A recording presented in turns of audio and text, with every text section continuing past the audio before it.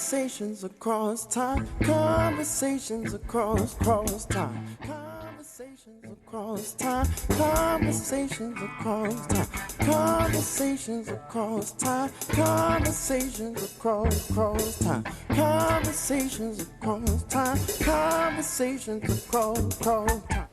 Good evening and welcome once again to Conversations Across Time, the show that gives you, the viewer, an opportunity to have some illumination on historical personalities. Of course, seated to my left, as always, is my co-host who is always with us, and that is former Pennsylvania State Representative Babette Josephs. My pleasure. And our guests tonight are seated to my right, Fyodor Dostoevsky. And as you know, probably the most famous Russian author and considered the father of psychology. So welcome again. Здравствуйте. And seated next to Mr. Dostoevsky is former Secretary of State John Foster Dulles. I was hesitating to give more of an introduction because I believe as this show unfolds, you will, and those of you that are regular watchers know Mr. or Secretary John Foster Dulles. Welcome, Mr. Dulles. Madam? And I understand that your friends call you Foster. I wouldn't dare to ask. I wouldn't dare to say that without asking. But rather than giving your whole name during the course of this show, may I please refer to you as Foster? No, you may not, madam, because I respect my dignity. I expect you shall do the same. And somehow I knew that you would not disappoint me. Seated next to Foster is Sharif Hussein bin Ali. Welcome, Sharif. I describe for our audience's sake, in terms of giving a historical perspective on you, is to say that you are the character that was so elegantly portrayed by Omar Sharif in the movie Lawrence of Arabia. Still much better looking than he ever was. Absolutely. So when last we were together, we were getting to a conversation about your reaction to what is currently going on in the Middle East today. We were talking about betrayal and trust. And I think it's no secret that Babette and I had the feeling that the crisis that is occurring in the Middle East was set, the stage was set for that by things that happened with you and the way that the Brits, the British and the French lied to you and got you to unite and mount an Arab revolt against the Ottoman Empire. And they did that because they wanted you to help. They wanted to help weaken Germany during the First World War. So that being said, that's just enough of a background to let the viewers who might not have seen our last show know exactly what we were talking about. Well, they were colonizing powers. I have a joke for you. Certainly. About the European colonialism. We would love to hear it. You would like to hear my joke? Yes.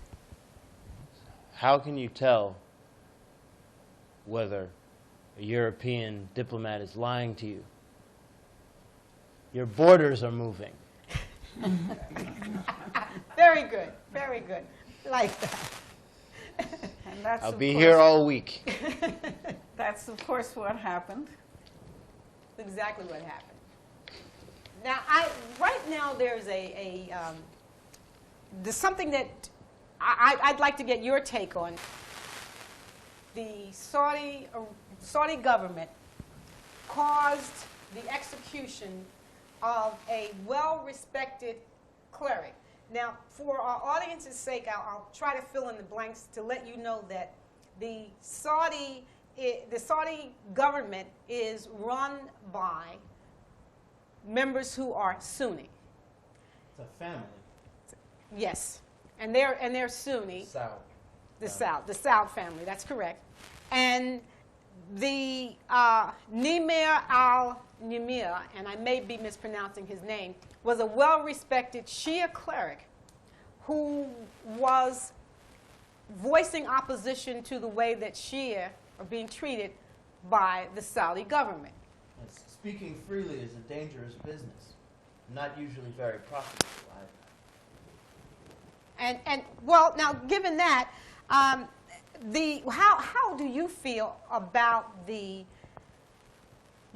because you being both Shia and Sunni, and that was one of the reasons that I think we've decided that a lot of the problems that are going on in the Middle East had to do with you being betrayed by the French and the British. And how do you feel about the beheading of the cleric Nimir al-Nimir? I'm against it. Well, I understand that, but in view of world politics, do you have anything any insight that you could offer? What do you think provoked it? What do you think the aftermath of it will be? More fighting. And what provoked it? Why did they do that? Why did the Saudis use this particular moment when, of course, the United States and Iran have a better understanding? Moving towards better relations. Yes. And suddenly... Seems like you answered your own question. Yes, I think that's what... I think that's true. And I think that, and I'd like, because you are sitting next to Secretary Dulles, who is certainly, or bears a lot of responsibility for what's going on in the Middle East today. I bear it with pride, madam. I acted in the best interest of the United States government, your country, might I add. No, you acted in the best interest of the clients of Sullivan and Cromwell, your clients who were multinational business corporations. That's who you acted in the best interest of. Just about the same thing, madam. What Oh. benefits... I'm glad you said that. Excuse me, but I've always believed that what benefits the corporations of our country benefits the country itself. Somebody else said despite of what you socialists assume. So you would agree with Disraeli, who said countries don't have friends, permanent friends, they have permanent interests. Just about true, madam. That is how the world does function in reality, and I am not persuaded by altruism or any idealism. I deal with the world exactly as it is. Power blocks, interests, Wait a minute, internal affairs, and You all. deal with the world exactly as it is because I it's do. exactly as it is because you and your ilk created this. How did we create something that's already been there for centuries, madam? Well, wait, what's always been there? The chaos in the Middle East hasn't been there for centuries. Yes, it has been, madam. Mr. Secretary, part Yes, of the sir. chaos was caused directly by you. And I will state this unequivocally, that you and your policy, because your hatred for communism and your hatred for other people dictated your policy. In the name of morality, you did certain things that were not in the best interest of the country. And I'll give you one simple example. Please do, sir.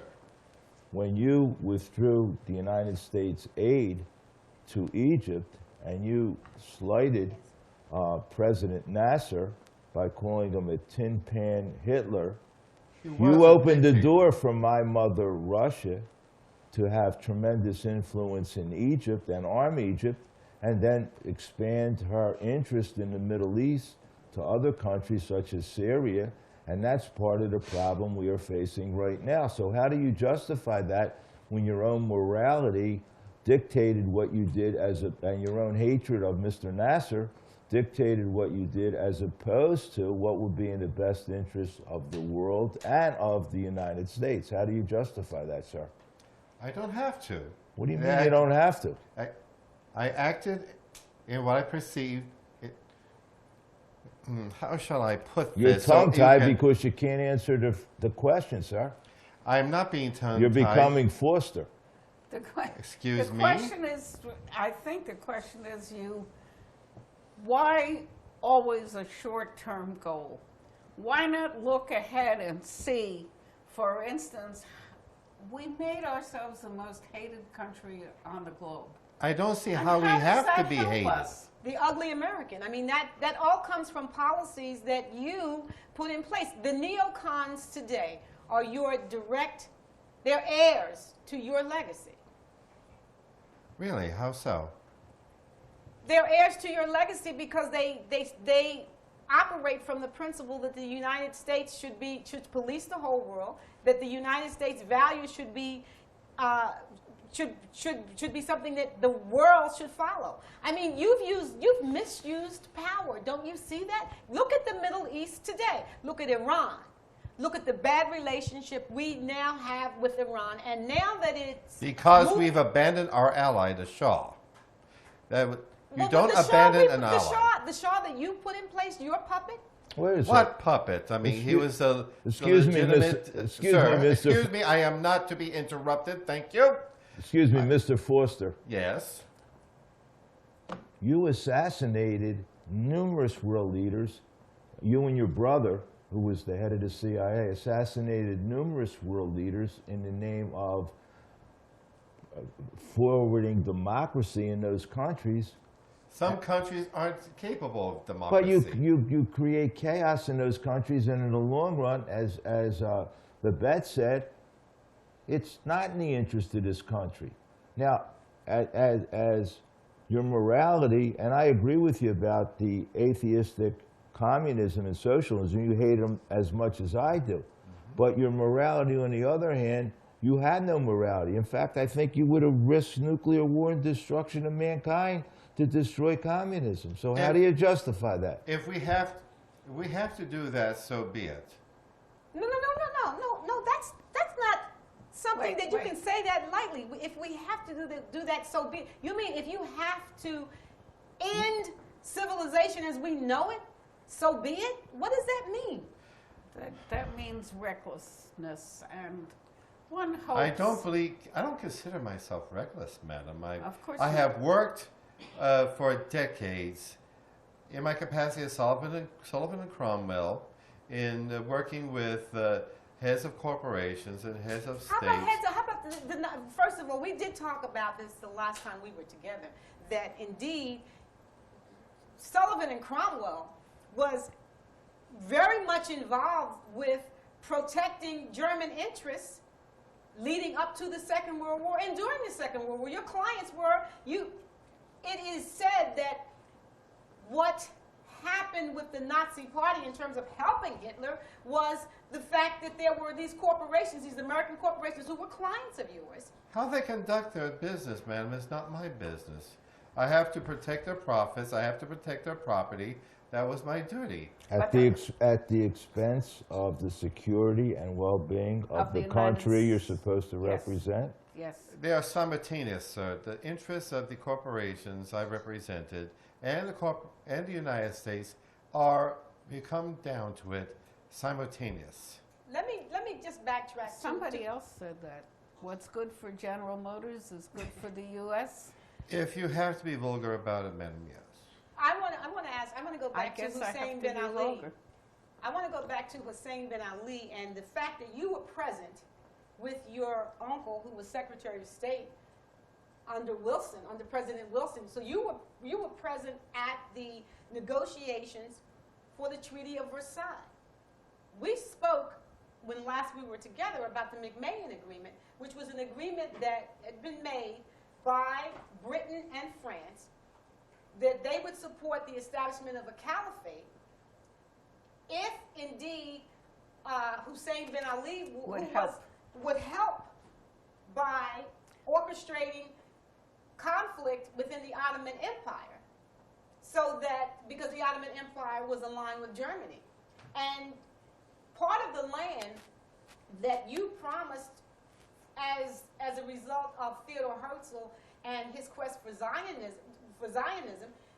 part of the land that was promised for the establishment of the caliphate is land that you negotiated away for the establishment of Israel. I'm just confused as to the duplicity that you seem to always be. You have to understand that diplomacy is not very neat and tidy.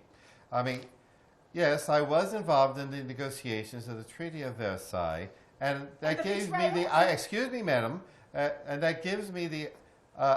Had me what you might call a window seat to how foreign policy is truly conducted. It's not a town hall, madam. But you, so that do you have, Why not? sitting here today, is there anything within your moral structure, if you have one, that would speak to the fact that you betrayed Hussein bin Ali? Within the Islamic faith are the Sunni and the Shia. Sunnis represent 85% of all people of the Islamic faith. They accept caliph status for any of the first four successors of the Prophet Muhammad. Shia followers only embrace and accept the bloodline of the fourth caliph as true heirs of the Prophet Muhammad. Accordingly, Muslims eligible to achieve caliph status must come from the bloodline of the fourth caliphate. Caliphate is a form of Islamic government. In order for there to be a caliphate, there has to be a caliph. What your plan for the caliphate? You were going to bring together all of the Muslims, right, under one country, which the British and the French promised you. Is that not correct? You're making such a face. I mean, because you were both Sunni and Shia. And we know now that one of the major breaches that is happening in the Middle East has to do with the Sunni-Shia clash. It shows how backward these people are, madam. Mr. Forster, in his own mind, has a high degree of morality, but he's really not a moral person. How do you dare say that, sir? Here's how I'm going to say it, okay? Morality is doing the right thing regardless of the outcome. You would kill people in your mind to protect the United States, so you say, and you say that's all right.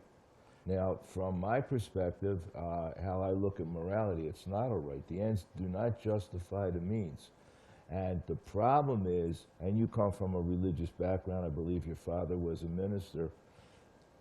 The Western Christianity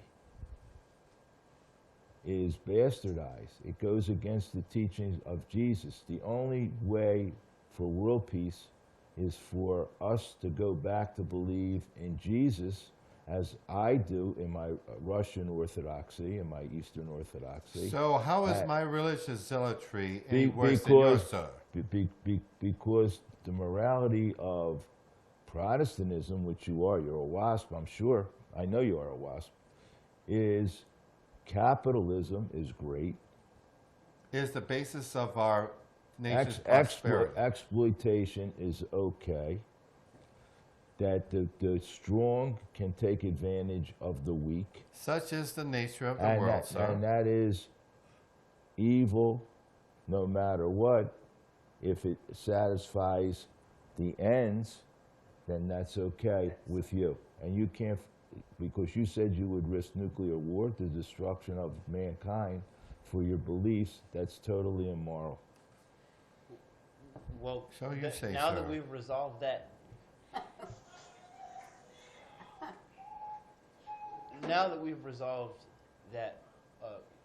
are there any questions about anything topical? How can we actually apply any of this, or how can the world leaders that you're talking Going forward? about? I mean, this seems like what we're really getting is a tirade against Dulles' immorality, which is at this Not point just no his longer immorality, provide- all Western immorality. All Western exploitation, British exploitation. How far west do you want to go? I'll go from Mother Russia all the way through Europe to the to the Western Hemisphere. Because I think one of the things that we strive to do, Mr.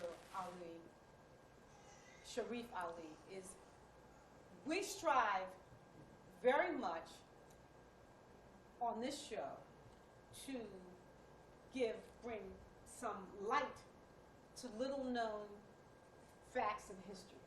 Because traditionally, the way that we have been taught, and I'm speaking for Babette and myself, that we've been taught is that one of the things we know that Foster was so rabid about has to do with the spread of communism. After the end of the Second World War,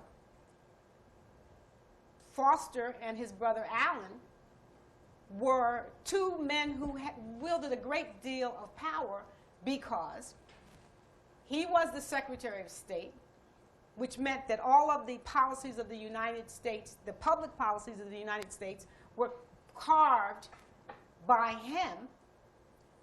And the only thing he had to do was to speak to the president about it, and the president that he was Secretary of State under, who he served under, was Dwight Eisenhower. I served at the pleasure of the President of the United States. Well, no, you manipulated for that. You manipulated How for did that. I manipulate? You manipulated for that job because there was someone else who was more qualified to be Secretary of State, because people were afraid that because of your background as an attorney and because of the clients that Sullivan and Cromwell represented, that it would be dangerous to There the was country. serious conflicts of interest, which is what happened. The President approved Well, of no. my doings. No. Therefore, Let me finish because I want to set the stage here. So you were the person who was shaping policy for the United States. Your brother, as the head of the CIA, was actually arranging and managing coups against any world leader. against our country. No. Any world leader who was in conflict with your client's interests.